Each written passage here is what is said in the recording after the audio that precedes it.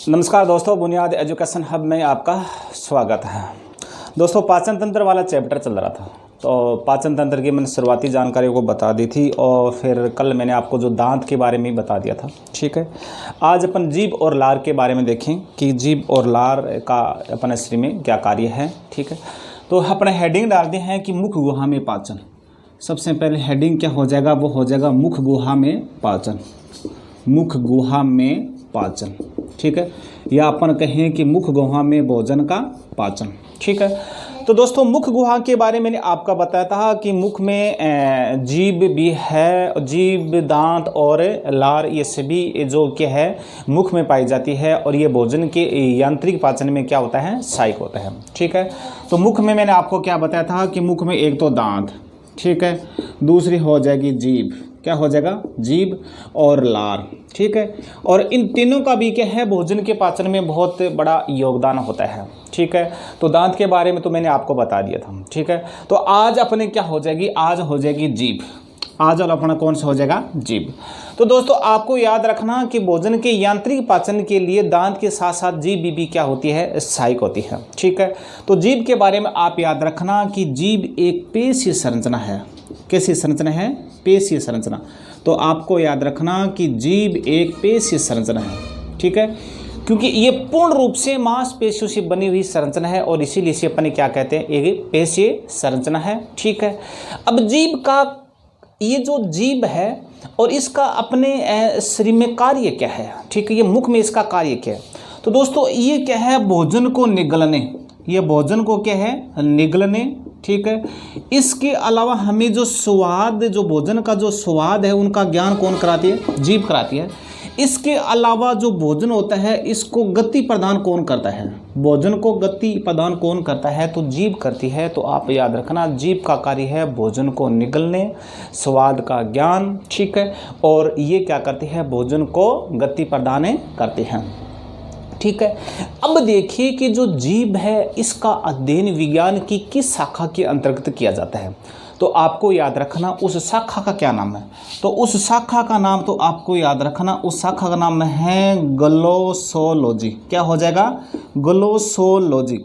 और ग्लोसोलॉजी के अंतर्गत अपन क्या करते हैं, जीभ का अध्ययन करते हैं। विज्ञान की वह शाखा जिसके अंतर्गत जीभ का अध्ययन करते हैं उसे अपन क्या कहते हैं, ग्लोसोलॉजी के नाम से जानते हैं। ठीक है, तो मैंने आपको यहाँ बताया था कि दोस्तों ये जो जीभ हमें स्वाद का ज्ञान कराती है, तो आपको याद रखना जीभ पर स्वाद कलिकाएं पाई जाती है। जीभ पर क्या पाई जाती है, स्वाद कलिकाएं पाई जाती है। और वो स्वाद कलिकाएं कितने प्रकार की होती है, तो आपको याद रखना वो स्वाद कलिकाएं 5 प्रकार की होती है। तो आपको याद रखना कि जीभ है और इस पर क्या है, स्वाद कलिकाएं पाई जाती है। क्या पाई जाती है, स्वाद कलिकाएं। और ये स्वाद कलिकाएं आपको याद रखना 5 प्रकार की होती है। कितने प्रकार की होती है, 5 प्रकार की होती है। और कितने स्वाद कलिकाएं पाई जाती है, तो आपको याद रखना कि 2000 से और 8000, 2000 से 8000 के बीच मनुष्य की जीभ पर स्वाद कलिकाएं पाई जाती है। और ये स्वाद कलिकाएं कितने प्रकार की होती है, तो आप याद रखना ये स्वाद कलिकाएं 5 प्रकार की होती है। अब देखिए अपन जीभ का डायग्राम बनाकर देखते हैं कि ये 5 प्रकार की स्वाद कलिकाएं कौन कौन सी है, तो कहाँ कहाँ है, जीभ के किस भाग पर है, तो अपन देखते हैं। ठीक है, तो सबसे पहले अपन क्या करते हैं, तो जीभ का चित्र बना लेते हैं।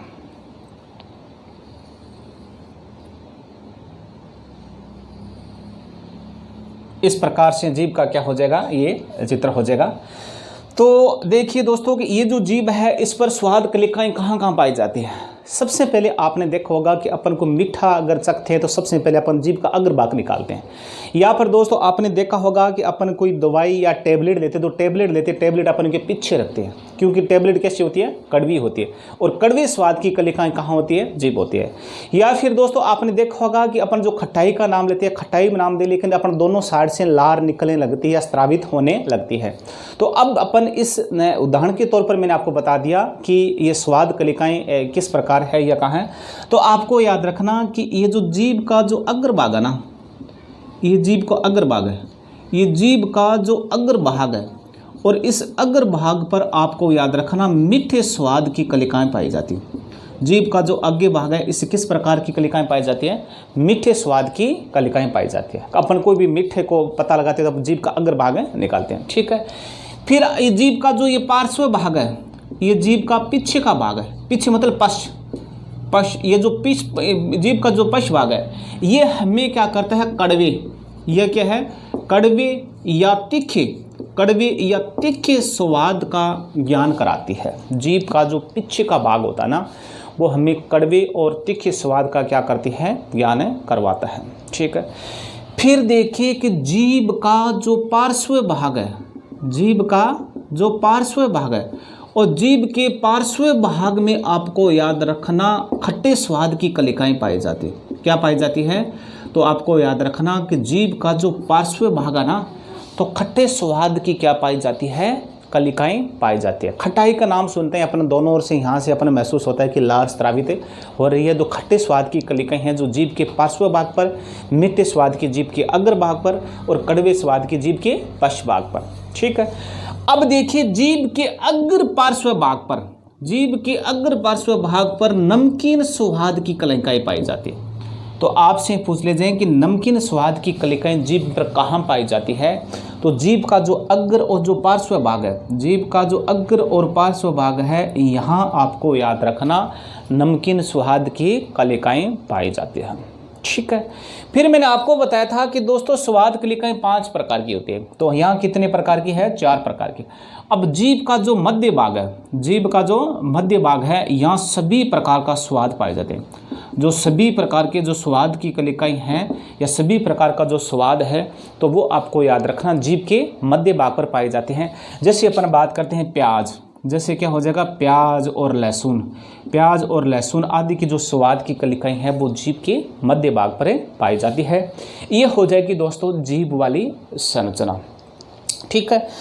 अब जीभ के बाद में आगे वाला जो पाचन की अगर अपन बात करें तो आगे वाला पाचन में कौन से सहायक है? तो वो आपका याद रखना, दांत मैंने बता दिया, जीभ हो गई, आगे वाले हो जाएगी लार, आगे वाले क्या हो जाएगी? लार, आगे वाले हो जाएगी लार, ठीक है। और लार को इंग्लिश में अपन क्या कहते हैं? सलाइवा कहते हैं। क्या कहते हैं? सलावे का नाम से, ठीक है।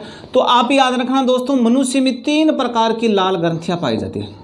मनुष्य में कितने प्रकार की ग्रंथियां पाई जाती हैं? 3 प्रकार की लार ग्रंथियां मनुष्य में पाई जाती है। और लार की देखिए, लार दोस्तों हल्की अम्लीय होती है। क्या होती है? तो आपसे पूछ लीजिए कि लार क्षारीय होती है या अम्लीय होती है? तो आपको याद रखना कि जो लार होती है ना, वो हल्की अम्लीय होती है। क्या होती है? हल्की अम्लीय। और इसका पीएच मान कितना होता है? तो इसका पीएच मान होता है, तो आपको याद रखना 6.8 इसका क्या होता है? पीएच मान होता है। लार हल्की अम्लीय होती है और इसका पीएच मान कितना होता है? तो 6.8 होता है, ठीक है। अब देखिए जो ये लार होती है ना, इसमें जल की मात्रा कितनी होती है? इसमें जल की मात्रा होती है 99%। कितनी होती है? 99%।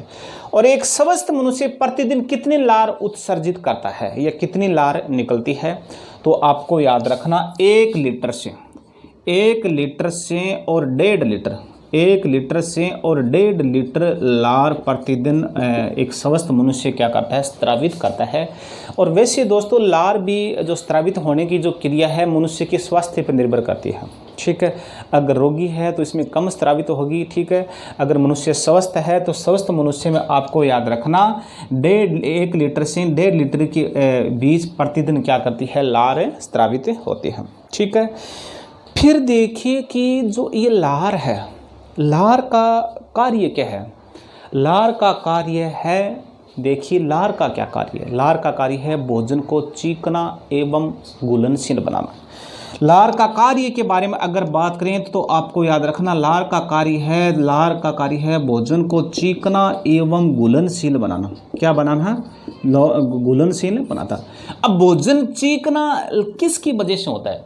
तो दोस्तों आपको याद रखना लार में श्लेष्म रस पाया जाता है और जिसे अपन क्या कहते हैं? इंग्लिश में अपन कहते हैं म्यूकस कहते हैं। इंग्लिश में अपन क्या कहते हैं? म्यूकस, म्यूसिन कहते हैं। इंग्लिश में अपन क्या कहते हैं? म्यूसिन के नाम से जानते हैं, ठीक है। और ये जो श्लेष्म रस होता है ना, ये श्लेष्म रस क्या करता है? ये श्लेष्म रस क्या करता है?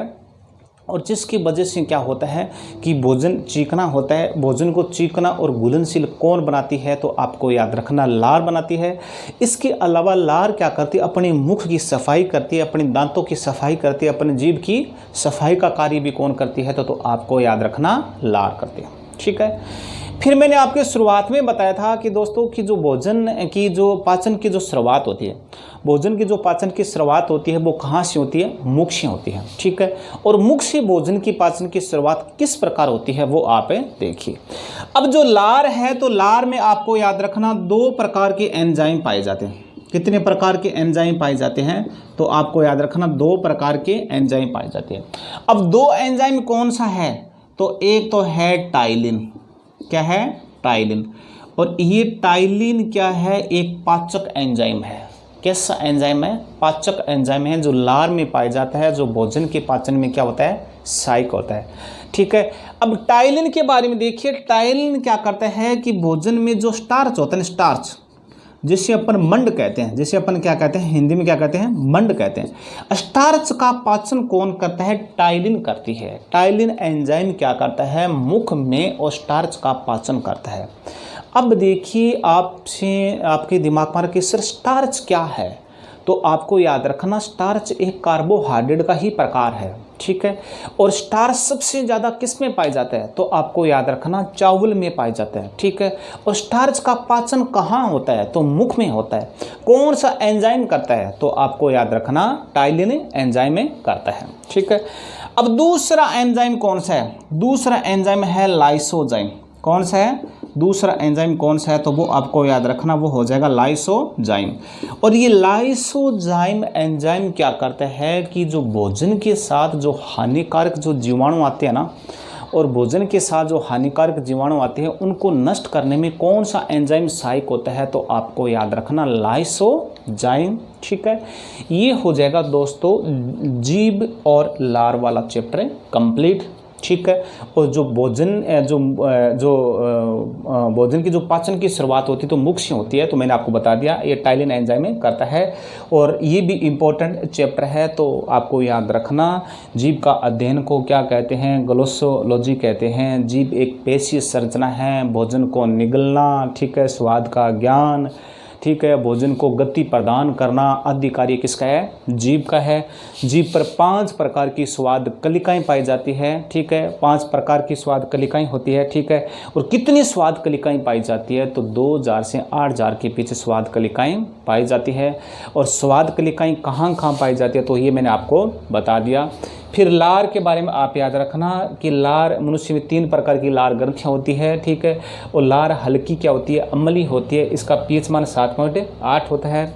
और लार में जल की मात्रा कितनी होती है, तो 99%। और एक स्वस्थ मनुष्य प्रतिदिन कितनी लार उत्सर्जित करते हैं, तो 1 से 1.5 लीटर। ठीक है।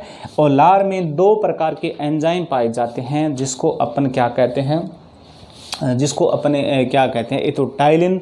और टाइलिन भोजन में जो स्टार्च का पाचन करता है। और लाइसोजाइम क्या करता है, ये लाइसोजाइम भोजन के साथ जो हानिकारक जीवाणु है उसको क्या करता है, नष्ट करता है। ठीक है। और दोस्तों ज़्यादा से ज़्यादा चैनल को आप सब्सक्राइब करो, शेयर करो, लाइक करो, ताकि आपके दोस्तों तक पहुंच सके। बहुत अच्छा चैप्टर है। ठीक है।